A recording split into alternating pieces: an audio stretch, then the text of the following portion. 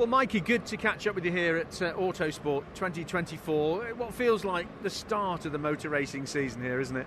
Yeah, exactly. Christmas is all behind us now. We're sort of trying to work off the Christmas weight and the food that we've all intaked over the period. But yeah, it's nice to come in and see a few familiar faces, and it really feels like the motorsport season is not too far away from us now. Yeah, absolutely. We'll talk about the coming season in a moment, but I just want to look a quick look back to last year. You had an absolute barnstormer of a season. Yeah, I mean, coming into your rookie season, you never know quite what to expect, but I came in with no specific goals other than to just try and hold my own, really, and I didn't want to go out and kind of be off the back or not be able to keep up and give it a proper fight, but we were obviously the highlight being the pole position at Silverstone, only one of 4 drivers to do that, and the only non-Napa driver in the whole field to score a pole position, so that was by far the highlight. But we also had other strong runnings, top 10 finishes, and we qualified 4th at Thruxton. We were solidly in the top 10 at Brands Hatch at the finale, so yeah, there's a lot of positives to take away, and I think that we should only be stronger this year. It was an amazing session in the wet at Donington, wasn't there, as well, which was quite something. I mean, that must stick in the memory. Absolutely. I mean, what a way to walk into touring cars and get an independence win in your second ever race. So yeah, that was a very frantic race, and being new to any kind of race with inter-team comms and strategy like that where you can make a pit stop, I think we made a very good call. But yeah, that still comes up in conversation now with everyone, and it lives long in the memories of all touring car fans. So it's nice to make your mark on the series very early on in a positive way. Yeah. No, there was a marvellous thing throughout the season, which was like to you to me with Andrew Watson and the Jack Sears. That was good fun. Yeah, I think it was a very captivating battle because we're both from very different racing backgrounds, but we're both very new to touring cars, and we were the sort of the new kids on the block as such, and I think that we had a lot of following from the crowd, which is always nice. It's nice to see PMR back towards the front end again after a couple of years off. So yeah, I mean, it was a interesting battle. We both led the Jack Sears title standings at various points of the season, and it was nip and tuck all the way to the end, and that's what makes a good championship. Absolutely. There were a few people who were saying, they were writing off the Astra as being a bit of an old lady and long in the tooth, but you proved them wrong, all of you across the team.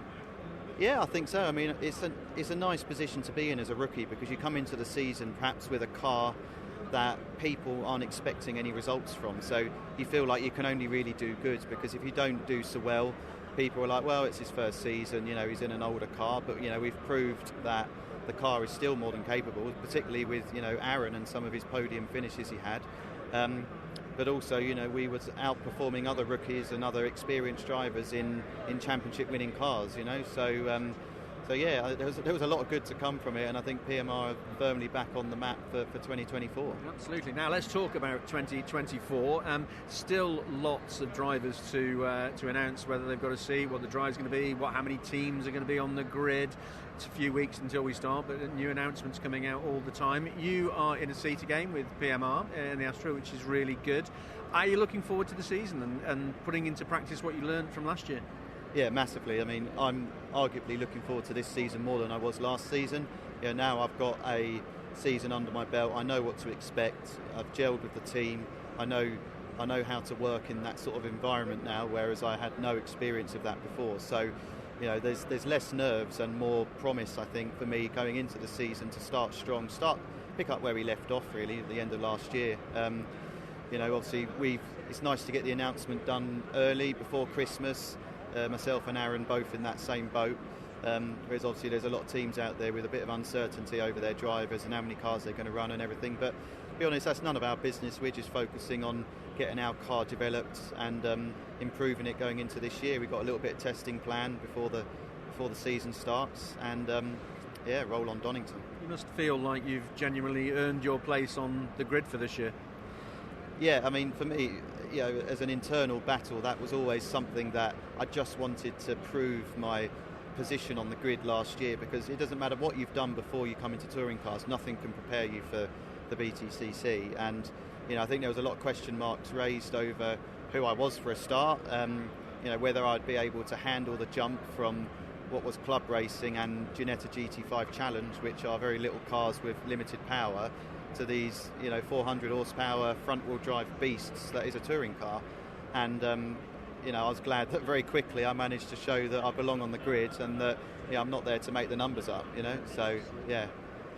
Some changes coming for 2024.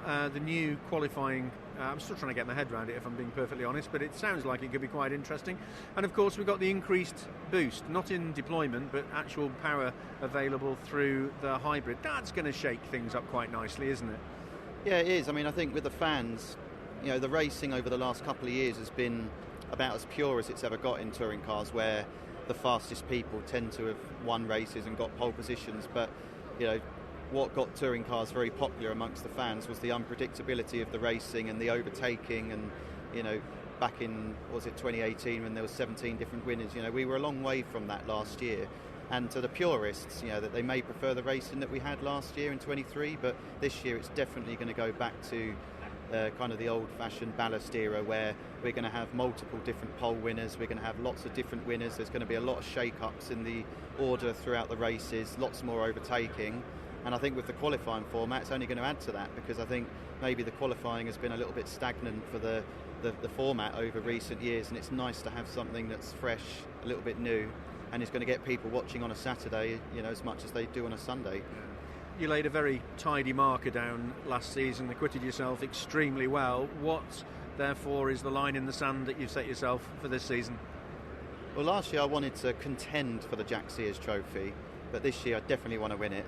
I think that coming so close last year and arguably having it taken away from me by, sort of getting shunted off in one of the races was unfortunate, but it's not all negatives, because I think I can come into it this year with more confidence that I've got the pace and that I'm a true contender to win it, and also think that I'm going to set my sights on contending for the Independence Championship. I think that the last couple of rounds we were probably overall the quickest independent runner on the grid, so with some consistency thrown in throughout the season, I think there's no reason why we shouldn't challenge for that title as well. So that's the goals.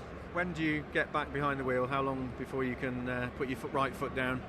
Don't know exactly, but I think I might be out in the car towards the end of March, but it's pointless testing sort of January, February, because the conditions don't really resemble those that we run throughout the year. Maybe the rain, but certainly not the temperature. So we may as well do some quality testing closer to the season, where we can actually take some data away from it and apply it to race weekends. But yeah, I'm eager, I'm waiting, and I'm ready when they are. It'll be on us before we know it. Really good to catch up with you, Mikey. Have a great season. Thank you very much. Cheers.